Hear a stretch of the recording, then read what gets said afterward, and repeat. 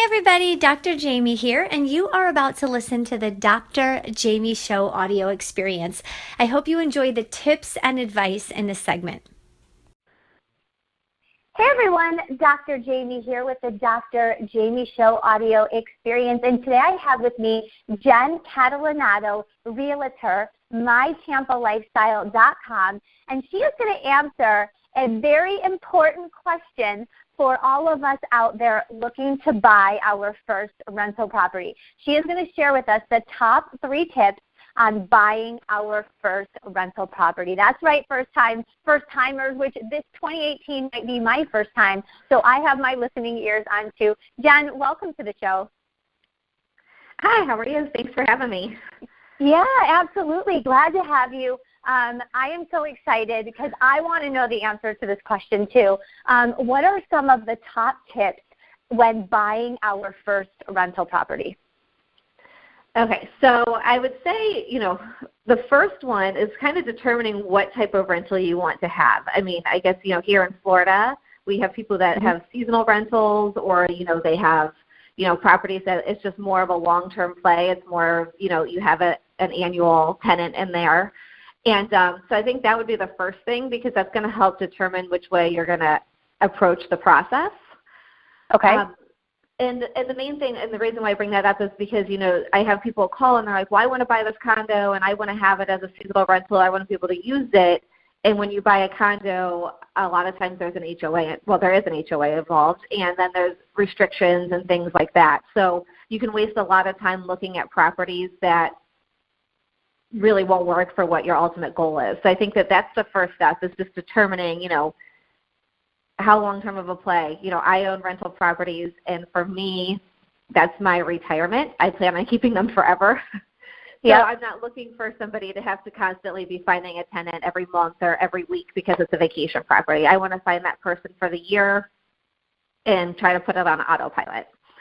Okay, excellent. So knowing your long-term goal in mind, and I think that's a great point about the condos because my husband and I looked into condos to rent out at one point, and we were finding, they're saying, make sure it's a minimum year lease because we had talked about Airbnb, like getting a condo and maybe doing like an Airbnb type thing because where we're at, we're on the water. And the condo association was saying, absolutely not. These people have to sign a year lease. So knowing your goal and then wherever you're purchasing from, making sure that you know and understand their rules. Is that sort of what I'm hearing? Yes, definitely. And I mean, and that even applies to, even being in some of these residential areas where there's HOAs and CDDs, you have to be able to comply with their rules and regulations. So I always like when a client calls me and says, I'm looking at rental properties, that's one of the first things I ask, what is your ultimate goal with this property? And, that way it can help me direct them in that way. Excellent, excellent. Okay, what would be your second tip for someone buying their first rental property? The second one I think is probably, it seems like common sense, but a lot of people run into it, is understanding the financing. When you're buying an investment property, the financing is different than when you're just going to get a loan on a home that you're going to live in. Okay. What are some of the differences? Well, the banks tend to want more money down because, they know you're not living in the property. I think that there's some sort of security there. If they know you're living in it and that's your home, you're much more willing to work hard to make those payments. So they're a little bit stricter when you're buying, investment properties. So I would look at it, can you afford it? Can you get the loan? Also taking into consideration, when you're first, your debt to income ratio, because it's not going to show as an income property until you file that on your taxes. So you have to be able to have the income to support purchasing that second property if you're going to have a loan on it. So really just kind of talking to a lender and seeing, is it possible or, that's going to help direct you in which, price point and what direction you're going as well.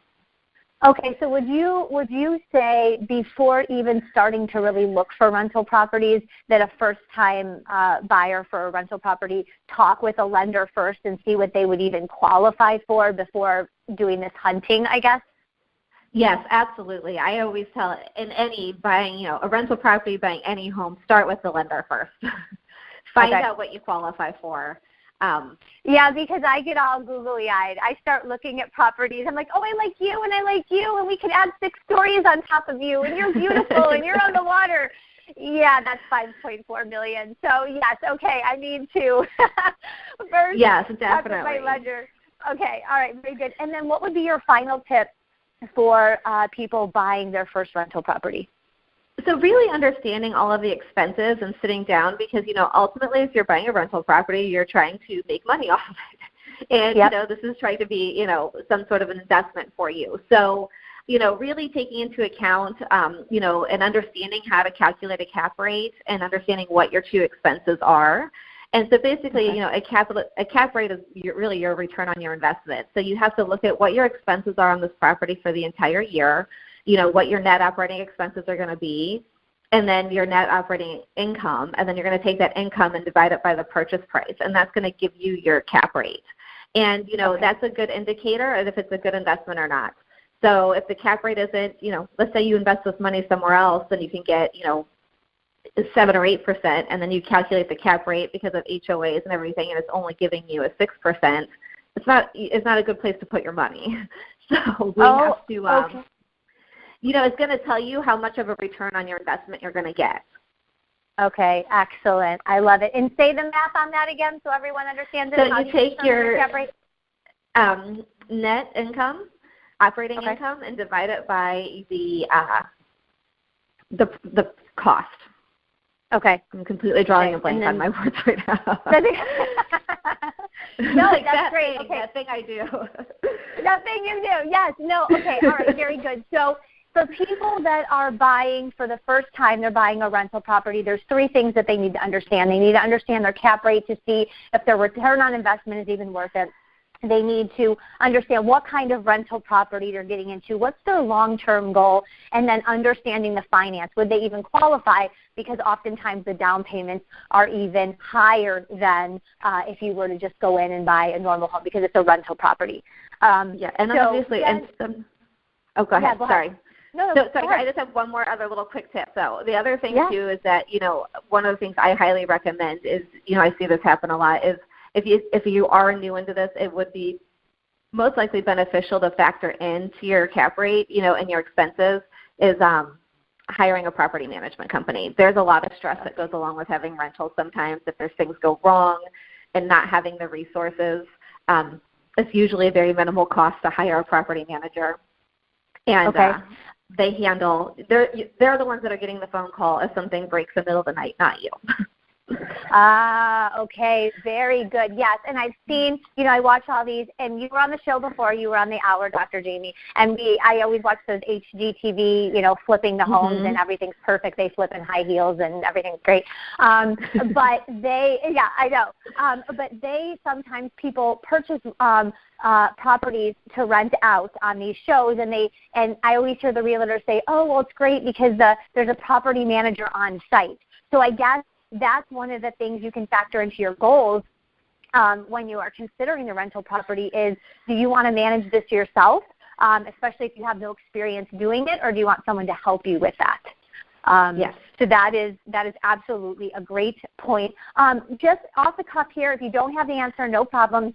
For people that are purchasing a rental property that want a property manager, do you have any idea where they go? Do you just do a Google search for property managers, or is there like a platform for something like that? So there's many real estate agents that do it. My husband and I, we have property management that we offer our clients, but most offices have that. So if the agent doesn't do it, they should be able to put you in touch with somebody, the agent that helps you, or you can just kind of look. You said you can Google it, but most real estate offices have some sort of property manager on site. But I actually think that that's pretty important because you want to make sure you're vetting the person the people that you rent the home to, and they can help you do all of that. Okay. All right. And if people want to get a hold of you, they can go to mytampalifestyle.com. Is that right? That's right. Okay, excellent. Jen, thank you so much for joining us today. Everyone, you are listening to the Dr. Jaime Show audio experience. We had on Jen Catalanotto, mytampalifestyle.com. She is a realtor, and she is a wealth of knowledge. You also have to check out her full 60-minute episode that we did several months back on flipping homes, what not to do. So be sure to check that out. You can go to my YouTube channel, iTunes, Google Play to catch that episode. And do me a favor while you're there, subscribe to the Dr. Jaime channel. And below this video, comment on your biggest takeaway. Thank you so much for listening to the Dr. Jaime Show audio experience. I really hope that you enjoyed the tips and advice given on today's segment. Do me a favor and go to iTunes and my YouTube, and please subscribe to that channel. Every subscribe, every like, every follow helps the Dr. Jaime Show grow so that we can bring you the best guests and the best content possible. And of course, as always, if you have any feedback, feel free to leave that as well. Talk to you soon.